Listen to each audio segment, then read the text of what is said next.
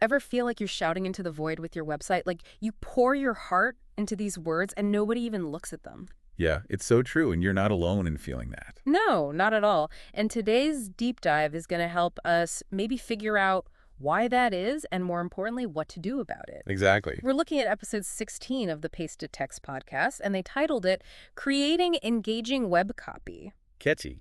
So let's jump right into it because they make a really interesting point right off the bat about how we read online, or really how we don't read online. Yeah, that's right. The reality is we scan. We're all incredibly busy. We're bombarded with information. It's almost like you have to be defensive to all of the stuff coming at us and just naturally filter out what we need and what we don't. It's survival, right? Yeah. Exactly. And so that's a really crucial consideration for anyone who's creating content for websites. And speaking of, they go on to talk about this really important distinction between content writing and copywriting. And I'd love to dig into that a bit because I think it trips people up. What do they say about that?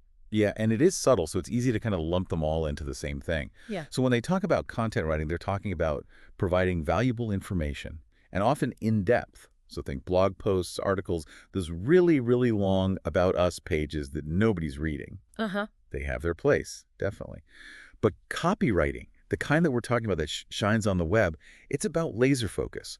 It's about grabbing attention, compelling action, and often achieving that with fewer words, carefully chosen words. So less is more. In this context, absolutely. Okay, I like that. They gave a fantastic example with a camera ad. Okay. They said, imagine, and this kind of a funny example, but content writing would be like 14.1 megapixels. Right. And maybe even go on to list all these other technical specs. Yeah. Which is fine, all factually correct, but not very exciting. No. Now imagine that same camera, but instead of saying all that, it just says, because memories fade. Whoa. Yeah, you go from specs to emotion instantly. Right. And that's the power of this kind of copywriting. So the first one's information. The second one connects with a very deep-seated human need and desire. We want to hold on to these precious moments. Yeah, it's like the old adage, features tell, but benefits sell. Yes. But on a website. Precisely. Okay, I like that. And they highlight this, again, with a software example. So instead of leading with something like, multi-site networking and collaboration solutions, which, again, factually correct. Sure. It means something, but instead of that, they lead with work together, even when you're apart. Oh. I mean, you have to admit, that just draws you in. Totally. It's about connection, not code. Exactly. And it speaks to something that I think a lot of us, especially now, in a world we're increasingly reliant on technology for those connections. It's so true. We crave that. Okay, I'm sold on the why. How do we actually do it? How do we get our websites to sing this siren song of copy? Well, the episode had some interesting thoughts on that. Okay. Starting with acknowledging people scan, they don't read. Exactly. Give me an example. Think about how you use a search engine. Okay, you very quickly scan for the keywords or the phrases that match what you're looking for. Yeah. People treat websites the same way. So how do we optimize for that scannability? I mean, because like we were saying earlier, nobody wants to read those walls of text. Yeah, nobody wants to read a novel when they're on a website. Right, exactly. So what pasted text suggests we do is embrace concise, scannable formatting. Okay.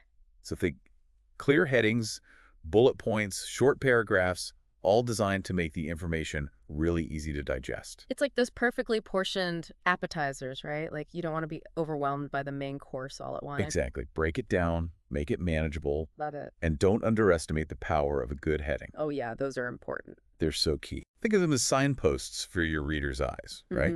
So instead of a generic like our services, Right. try something benefit-driven, like solutions for streamlining your business. Oh, that's good. Yeah. I like that. Right. It's like the heading itself has to have a mini hook. Exactly. Okay. Pasted text also emphasized the importance of front-loading, Okay. which is just a fancy way of saying put your most important information first. Don't bury the lid, as they say. Don't bury the lid. Exactly. Journalism 101. Right. Get to the point quickly, so even if someone only skims that first sentence or two, Right. they still walk away with the key takeaway. It's a world of instant gratification. It is. We need it now. Exactly. Okay, so we've talked about scannability, we've talked about headings, we've talked about front loading, all that good stuff. But what about really understanding our audience? Because it seems like that's pretty crucial if you're going to try to craft a message that actually resonates. Yeah, absolutely. So how do we even go about doing that? Well, they suggest this simple yet kind of profound exercise, which is Before you hit publish on any piece of web copy, ask yourself, who is this for? Okay. What are they looking for? Yeah. What are their pain points? What are they struggling with? Yeah. What are their aspirations? It's like putting yourself in their shoes, trying to see the website through their eyes. Exactly. Positive. Exactly. It's your own. And Yeah. once you understand their motivations, you can tailor your message accordingly. Yep. Right.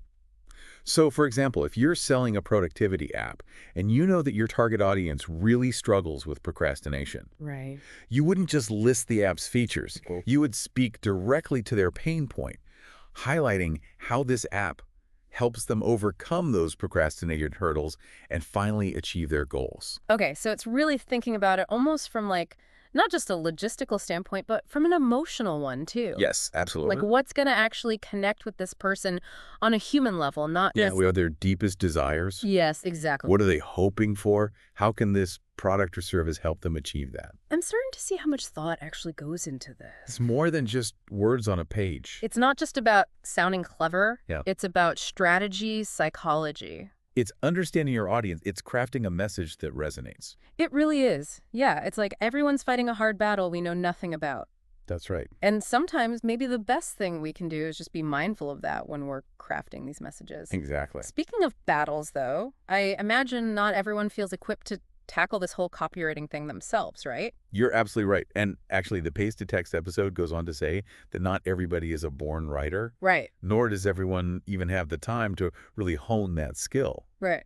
So sometimes bringing in a professional is the smartest move you could make. It makes sense, right? It's like, I can bake a decent chocolate chip cookie, but sometimes you just want that gourmet bakery experience. I love that analogy. Yeah. Yes. And you're right, professional copywriters, they bring a lot to the table. They do. They have this knack for seeing your message with fresh eyes, understanding your audience deeply, and then crafting the words that actually make a difference. So finding a copywriter, it's like adding a secret ingredient to the website recipe. It can be, but it's like anything, any kind of specialized skill, it's important to find the right fit. Of course. And so pasted text suggests looking for someone who specializes in your niche. Mm-hmm.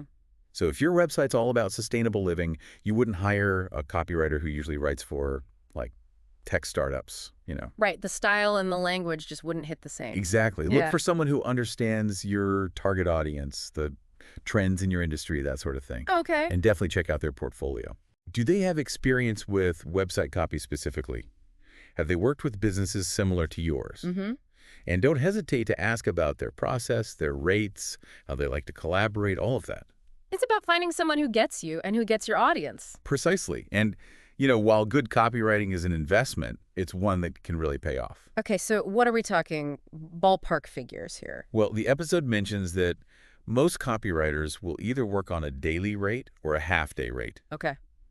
And, you know, based on what they're saying, it sounds like you can expect to pay somewhere between maybe $600 to $800 per day on average.